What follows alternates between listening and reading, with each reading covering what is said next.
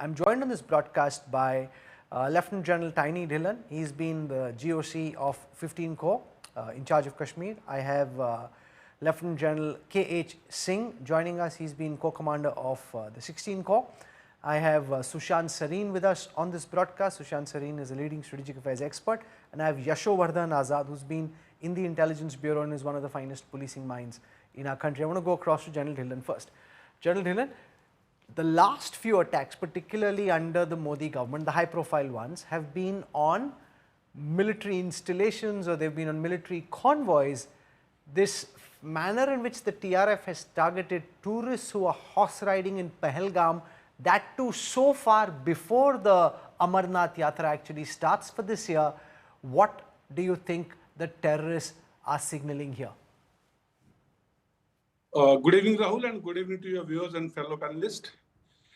As you said, the previous attacks which have happened in the recent past were against the security forces. Now, after 5th of August 2019 and the synergized manner in which the security forces have been working, the grid is very strong and intelligence flow is very strong.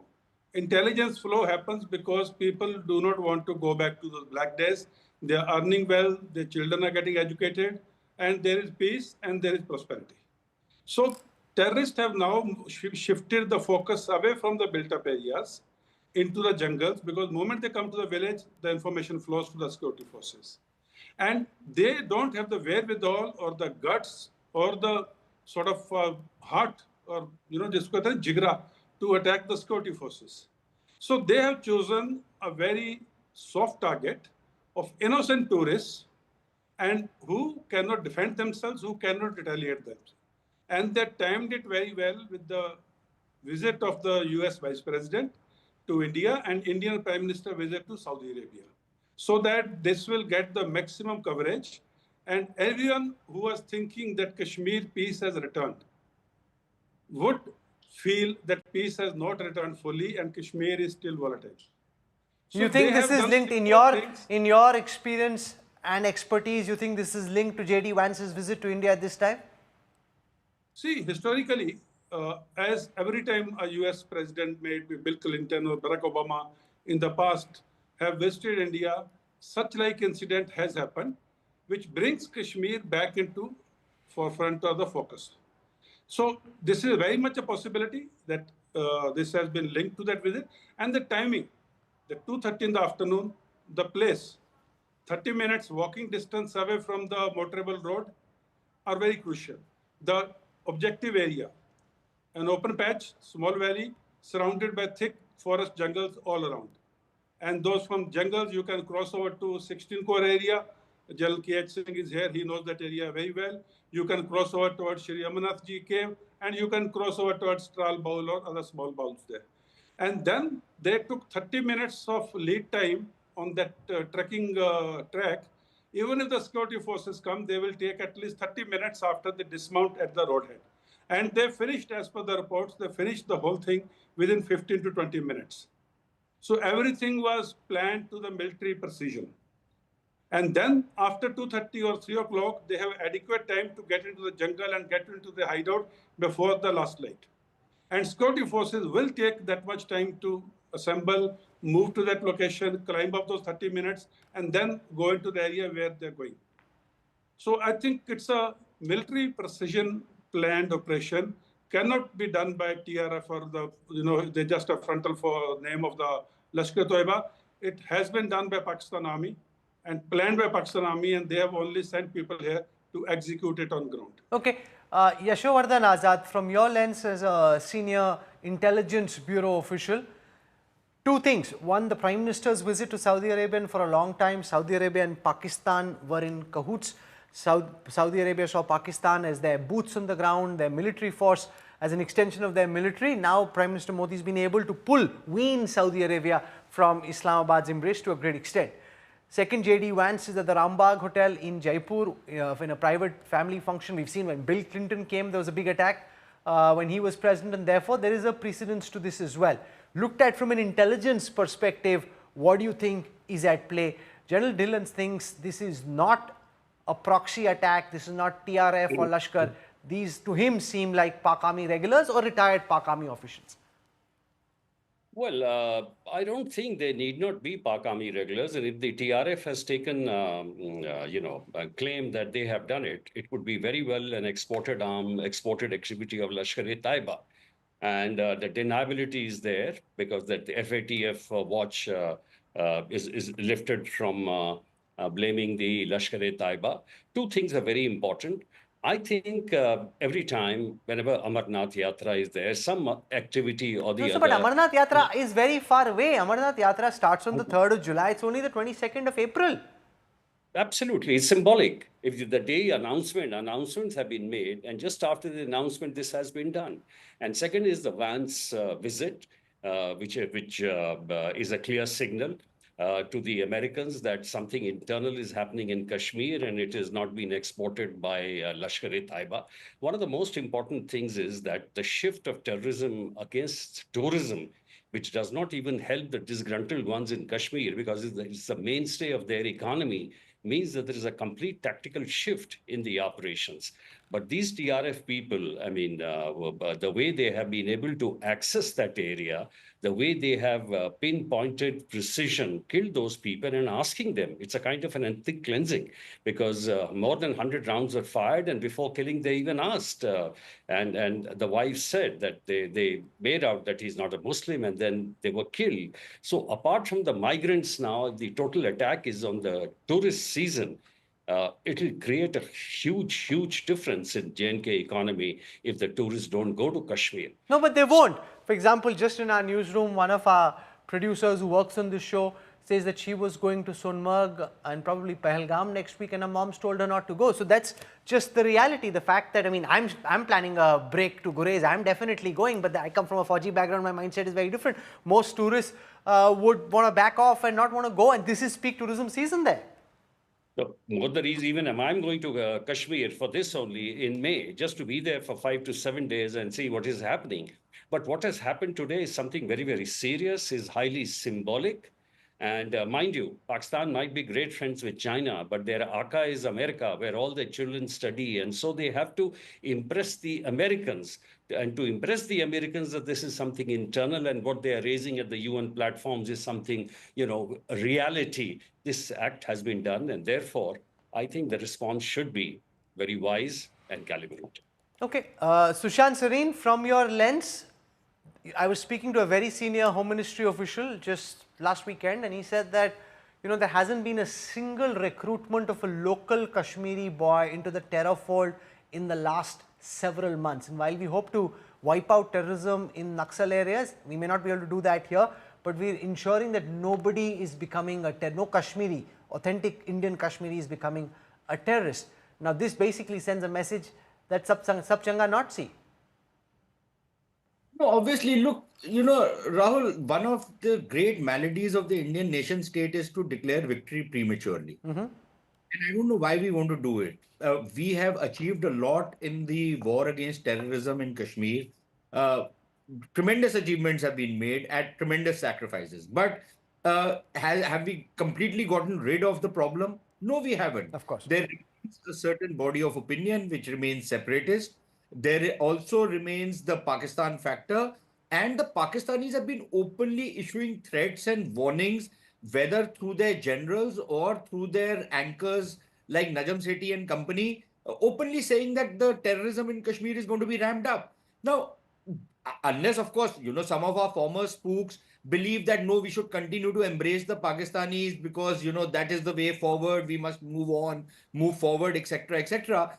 The other guy is telling you, you are my enemy, and you are saying, no, you are my brother, then there is some obtuseness among people in India also, which prevents us from thinking clearly on how to approach the problem.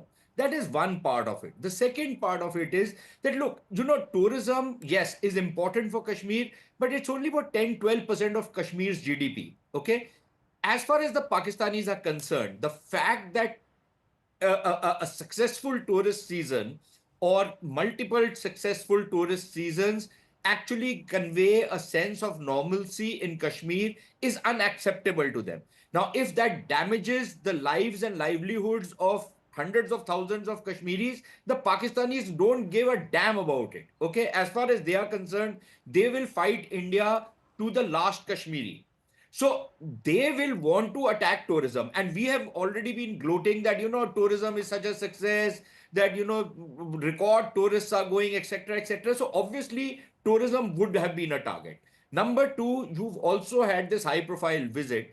And there is this growing desperation in Pakistan because there is a certain recognition that a certain amount of normalcy is coming in, and the kind of atmosphere which existed in Kashmir in the past no longer obtains for Pakistan. So they need to ramp up the tensions out there. I think we should have anticipated some attacks like this. What happened was that we probably got lulled by the fact that the attacks that have happened in the recent past have been, small casualty numbers, 2, 3, 4, that kind of a thing. But this is a veritable massacre. This cannot be forgiven. This has to be retaliated. That, of course, the government and the armed forces and the security agencies will have to decide what is the form of retaliation that will have to take place. But if we are only going to reduce ourselves to condemnation and that we are going to remain kutti with Pakistan, then I don't think. So let's take it one at a time. I want to come to retaliation, whether this requires another cross-border strike of the kind that we saw, but that would be just for a little later. I want to understand from Lieutenant General K.H. Singh in terms of how his military mind reads the situation, the timing of the attack, the nature of the attack, the location of the attack. Sir. Thank you for having me on the show. Rahul, I'll call this Pulwama movement of today. It is certainly it's certainly as serious as what Pulwama was, according to my thought process, directly controlled and directly ordered by the Pakistan Army. There is no way that a small group of people like TRF, they could organize and carry out such a strike with such intent, with cowardly attack on civilians. They are subhumans. And I'm very sure. No, let me ask you a more specific question, sir. What is it Yes. about this attack that makes you feel that Pak Army regulars or former Pak Army Jawans and soldiers may have been involved? Why does it not seem like a normal terror attack? To explain that to our viewers, sir.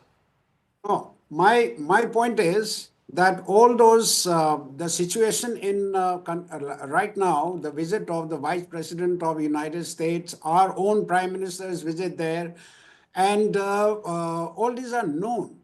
These are timing.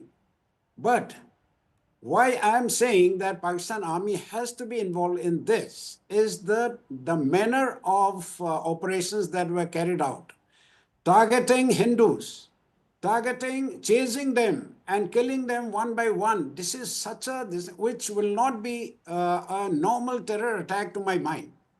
And this has to be linked to the ISI or the Pakistan Army, because this is their own chief has said it so much about Hindus and Muslims and all that. Correct. So I think this is a follow-up to what, I mean, it can be linked to that. That is why I am saying that this is a subhuman attack in the garb of jihadis. And they are not, I am of the opinion that they are not homegrown terrorists, whether they are regular or not, I cannot No, certainly, say that's quite clear that they're not homegrown terrorists. I Yeah. want to point two things out to our viewers. One, that the Home Minister has now reached Srinagar. Two, we're just learning that there are two foreign nationals of Indian origin who've also been attacked. So there are two foreign nationals apparently who've also been killed in this Jammu and Kashmir attack. I want to go across to Dr. Tara Kartha. She's been Director of the National Security Council Secretariat, NSCS. Has the larger strategic outlook on India's national security. Dr. Kartha, welcome. From the perspective of what the Pak Army chief has been saying, comparing Muslims to Hindus, signaling the fact that the lady says they asked for the name to determine whether that person is of a certain religion or not and then attack them. All that seems very, very insidious. I mean, usually when terrorists open fire, they would typically open fire on everyone. They're not going and asking people. That almost seems as if that's a very deliberate targeting that they're doing. That's a message that they're trying to send. I think it is, you're absolutely right, Rahul. But I just want to come in here, since we've watched this for decades. I mean, this kind of thing going on. See, normally, even if it's a foreign terrorist group, there will be some local support. Otherwise, they can't operate. Right? Sure. Normally, that is what it happens. In this case, I can guarantee no locals will support an attack in Pahalgam at this point of time because they are losing money. They will lose heavily because it's going to hit the Amarnath Yatra. This is the time when that region makes a lot of money. You get what I'm going with this? So it is somebody who has come across, which is why I'm saying there is it's a bit mystifying, because the normal terrorists, quote unquote normal terrorists, will know that the locals are going to get extremely angry with this. So Correct. this is a slap in your face. And it has been delivered just days after General Munir went on record and told those Pakistani expatriates that Kashmir is a jugular vein. So what message is he sending? And we cannot, even if you want to sort of say that, oh, we'll ask Pakistan to cooperate, given the numbers, given the nature, given the kind of state, the number of states which are involved, nationals, people from so many states, there is something very wrong here. This is asking for trouble. If indeed the Pakistan link is 100%, in my view, it's already there. This is going to go into some very bad places. Okay, let's now spend some time there. You're saying this is going to go into bad places. To fine military minds have said that this very clearly militarily looks like an official plan by people who've been trained by the army, who've been in the army. It doesn't look like regular terrorists. So the question is, what should India do? And I'll start with Sushant Sareen this time. We've had post Balakot, we've had Pulwama, Uri, two cross-border attacks mounted by the Indian Air Force and the Indian Army after terror attacks that happened. Do you think this is that kind of a moment? Has it breached that threshold? I'm told that there could be deaths upwards of 20 if that is finally what gets established. How should India respond? Sushant Sareen. Rahul, from what I'm hearing, the deaths are upward of 24, right? So now the question is, how do you define a threshold? And frankly, this whole business of threshold, I think, has been done to death. At what point of time do you say, I am going to hit back and I'm going to hit back hard and I'm not going to worry about the consequences? When 20 die, when 30 die, when 40 die, when 50 die, can somebody define what the threshold is? Number one, how horrible does an attack have to be before we decide that it has crossed a threshold? And I think, we cannot hide behind this threshold nonsense forever, which is what sometimes we often do. That is one part of the problem. The second is that, sometimes you have to appreciate the enemy also. I've seen how the Pakistanis operate. They have already got pre-designated targets. And when something happens, we saw when the Iranians launched missiles on them, within a day, they had retaliated. They had already picked their targets. They already knew, that selected the targets. And we have two generals sitting with you. We have a former intelligence officer sitting with you. I don't know if we have a similar system, because it should be almost like by tonight, something should have been hit in Pakistan or should be hit. And we should be able to anticipate that the Pakistanis will come back and we are going to, sock them again. Something we did not do after Pulwama. We should have retaliated the second time. We should have gone up the escalation ladder. And by not doing it, we made a major mistake by not doing it. Because if you are trying to deliver a message to an implacable, inveterate enemy like the Pakistani, a civilizational enemy, then you have to take the war to them. And if you are going to be, doing what, let's move forward, let's move on, that kind of nonsense, if that is the kind of love which is brewing and the milk of human kindness which is in the hearts of some of these characters, then forget about it. Then even 100 people die, it doesn't matter. So I would strongly suggest, two generals are sitting out here. Do we have pre-designated targets? Have we worked out? Have we gamed how we are going to hit them? And we are not going to wait for 2 weeks, 3 weeks. This whole business of we'll strike. No, but okay, I understand Sushant's emotions and they're running high, but ultimately it's the military that needs to get the job done. Let me put that question to General Dhillon, who would be in a capacity where he would have had to plan such operations earlier. Now, Sushant Sareen, recommending immediately go now. I come from a family of army personnel myself. I know the risk there is if you haven't thought this through, if you aren't sure, you could go in, you may get something, you may not get something. It could be far more disastrous than waiting till you're certain of where to attack. He also says, don't go after the small fish. Just going and bombing some random madrasa or terror compound isn't enough. Find a high value target to go after, take that high value target down. Whether it's in the army or in the terror forces, go after a high value target. General Dhillon, I would love to see that happen, but practically from a military perspective, what do you think should be India's response? Gaurav, to answer Mr. Sareen's query, there are options. There are options limited to a particular space. There are options on the line of control or international boundary. There are options limited by depth to A kilometers, B kilometers, C kilometers, and what have you. There are options limited by resources which will be applied. There are also options which have combinations in sector A, sector B, sector C, sure, individually or jointly. So all these options are rehearsed, practiced, and it is just a matter of go. Now, even before that matter of go, the target profile has to be reconfirmed. You have worked out on a target, you have worked out that option, you have worked out the plans. A confirmatory reconnaissance, as we call it in the army, whether by ground or by air, by satellite or whatever means, is to again reconfirm your plans or modulate your plans or little bit of a modification here and there. There are options in military sphere, there are options in diplomatic sphere, in political sphere, in economic sphere. And it is a whole of nation approach. It's not only a military option which will be always taken. So it is the decision of the government of the day to decide what combination or standalone option is taken. I think I can speak only this and not beyond. Okay, because let me put that question. Defense intelligence chief. So I would not like to dwell more on this. Sure. Senior Jammu and Kashmir leader, former Chief Minister Ghulam Nabi Azad now joins us on this broadcast. Azad Saab, welcome. The fact you've been in charge of Jammu Kashmir security for a long time, given the fact that the Amarnath Yatra is still some weeks away, starting only on the 3rd of July, what do you make of the timing of this attack? When PM Modi is in Saudi Arabia, the American Vice President is in Jaipur, the terrorists have chosen this massive attack in Pahalgam.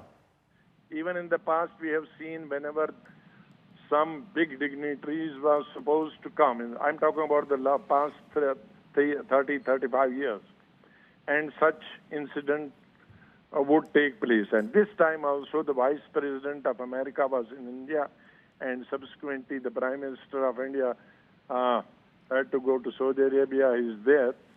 So they have chosen and very calculated way this timing. The American Vice President coming here, gone back, the Saudi Arabia, our Prime Minister in Saudi Arabia, and maybe some other dignitaries will be there. And at the outset, I would like to condemn this attack. And I would like to say that every Kashmiri, I was in a meeting, indoor meeting, not public meeting in Srinagar, when this news came. Somebody telephoned me from somewhere, but I was not sure. And everybody, even some hotelier were there, everybody was condemning and abusing these terrorists in Pakistan left and right. So I think it's not only few individual. I think every Kashmiri, right, left and center, irrespective of religion, they are abusing the Pakistan and this nefarious activities. Because this is not first after a long time. There has been a surge in tourists for the last few years, and particularly this year. This was a record tourist. In 1 month, only to see the Tulip Garden, about 90,000 people had come. You can just imagine. So this type of activities of Pakistan and Pakistan Army, I think 3-4 days back while I was in Delhi, there was a statement by Army Chief of Pakistan, but I didn't take it seriously. But happening this today's incident only after 3-4 days after his statement, I think is very much calibrated, and the Pakistani army and Pakistani Fauj is behind this incident. And I'm sure. How should India respond, Azad Saab? Twice we've had cross-border sure attacks, once by the army, once by the Air Force. How do you think the Modi Sarkar should respond to this? What the government is of Pakistan? No. How should our Sarkar respond to this, sir? Well, it has. I must say that the Prime Minister and Home Minister, they have been saying in every function, and it's not only saying. One of the great things they had done during this regime in the past 11 years, that they had almost ensured that militancy and militants are totally neutralized in Jammu Kashmir. It is after a long time that last year in 2024, they chose, instead of Kashmir, they chose Jammu province. So a number of incidents took place in different parts of the country. And I was thinking that now Kashmir is totally clear. Now, having this incident of today, that means they want to show that we have not forgotten Kashmir, we'll come back to Kashmir. So I think now the response from the government of India and the Pakistan Prime Minister of India should be very much strong and calibrated. That has to be very well thought of, and the message should go across that Pakistan and Pakistani force should not take India for granted. For sure. Azad Saab, for joining us, thank you very much with your thoughts. I want to go across now to General Singh to get his perspective on the options before us, because post-Uri or post-Pulwama strike attack would be quite predictable. I think Sushant Sareen is upping the stakes, saying go after high-value targets, do something bigger, do it sooner, General Singh, than to wait for 2 or 3 weeks before the attacks takes place. So have something like the Israelis would have in mind and then go after and take that target down. Lieutenant General Konsam Himalay Singh, your sense of how the Indian Army should respond to this? My sense is roughly, General Dhillon has clearly stated that we have various options at various levels. And mostly, the tactical levels are carried out under the orders of local commanders like Corps Commander or, the Army Commander. But when it comes to strategic crossing the LOC or IB, that's a political call. And as Prime Minister has clearly stated that terrorists responsible will not be spared, I think it says a lot. The options need not be discussed in the media, but I can assure you that Army has the options at various escalatory ladder. And the decision is normally, because most of the activities there on the LOC or the IB will have very, very serious strategic repercussions. Therefore, it's a mostly political call. But I assure you that Indian Armed Forces will certainly have options which are effective and which can be carried out within a given time. And not necessarily, it has to be at a time and place of own choosing. Of course. Yeah. Okay, Yashovardhan Azad, your sense of how India should respond, even Ghulam Nabi Azad saying there must be a determined strike back.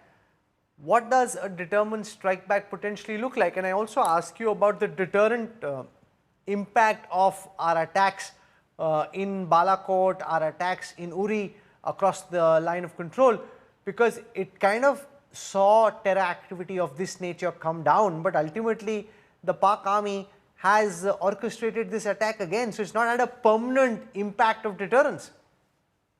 First of all, let me tell you that ideally, every attack from Pakistan should be rebutted.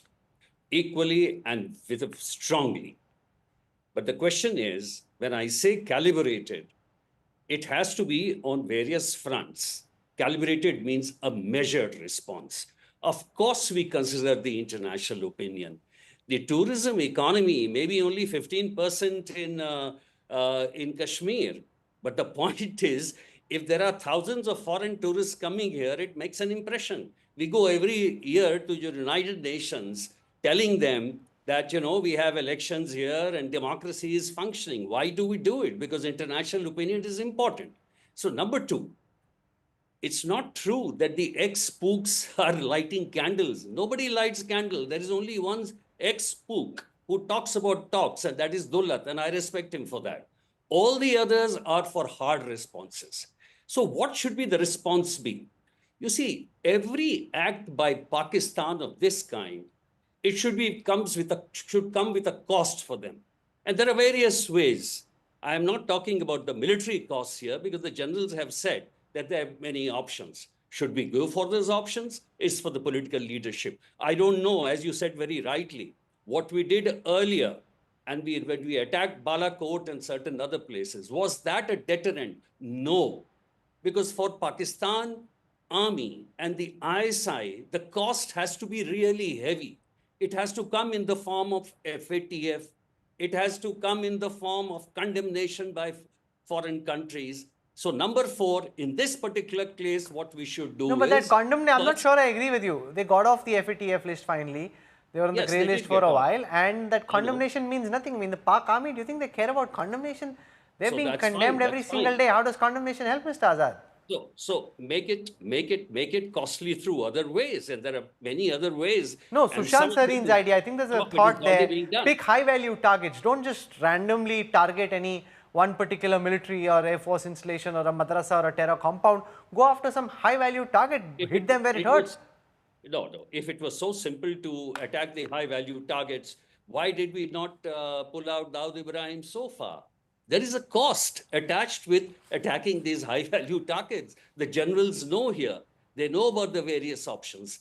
Therefore, my last point is that get into this case, see if we can trap these guys. Second, evaluate the case, the crime, put NIA, prove it to the whole world that it is a Pakistani act, and then go in for a calibrated response, whether you make it costly through another way or a military option. Okay, I've just got a new video from moments after this terror attack where you can actually hear some gunshots. So I'm going to just give you an opportunity to listen to this and then we continue this conversation.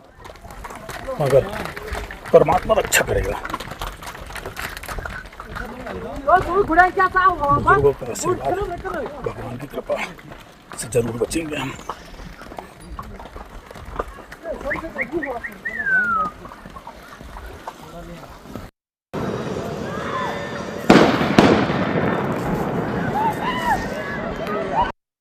यहाँ पर attack हुआ है आतंकवादियों का हम लोग बाल बचे हैं मगर परमात्मा रक्षा करेगा बुजुर्गों का आशीर्वाद भगवान की कृपा से जरूर बचेंगे हम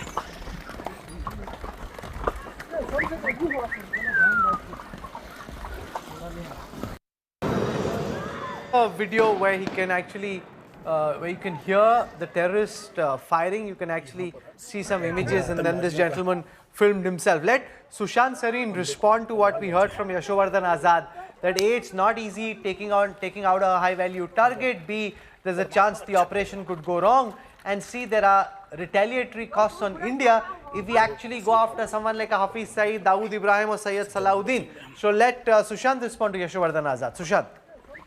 Yes, so Rahul, here is the thing. There are no costless options ever. If you are only going to be looking for costless options, then forget about it. You know, okay, we carried out the surgical strike. But not all surgical strikes will be successful. There could be casualties in some of these strikes. There could be things which could go wrong in some of these operations. Similarly, you carry out, for example, you carried out the airstrikes, things can go wrong. So you have to be prepared for that first. Secondly, I think you have to, when I talk about taking out high value targets, you have a range of arsenal available to you. I suggest do something, expect a response from the Pakis, and then be ready to up the ante. After Pulwama, what the mistake we did was we did Balakot, the Pakistanis retaliated, and then we kept quiet. We didn't do anything. We should have retaliated. We should have gone up, the escalation ladder. You have to start controlling the escalation dominance and be prepared that this could spiral little out of control, maybe totally out of control. But you have to be ready to do that because the other guy also needs to be ready to understand that you are ready to go up the escalation ladder and you will not stop at nothing. Okay? Now, the Pakistanis think that, okay, the Indians did it, we've done it, and that's the end of the matter. I don't think it should be the end of the matter. I think we need to start escalating it a lot more. Now, I don't know what is the level of our preparedness. Whether we have the level of preparedness and the wherewithal, given how shabbily we've treated our armed forces over the last so many years, because every budget you hear one line, जितना पैसा चाहिए होगा उतना दे देंगे. यार, that is not how you do defense planning. You have to understand what your threat is. You have to prepare your defense forces accordingly, give them the wherewithal that they need, give them the equipment that they need. Maybe not everything which they need, maybe they ask for too much, but give them at least what they need in what is necessary for them. But we have been lax on that count. So I think this is also a wake-up call on how we are doing our defense planning. So if we are prepared, if we have the wherewithal, then I see no reason why we should not go and hit the Pakistanis really hard. Okay. Maybe hit the Murisa in Bahawalpur. Maybe target the Murid ke camp. If there is collateral damage, just too bad. What happened today was collateral damage, wasn't it? So why are we bothered about how many Pakis will die? Okay.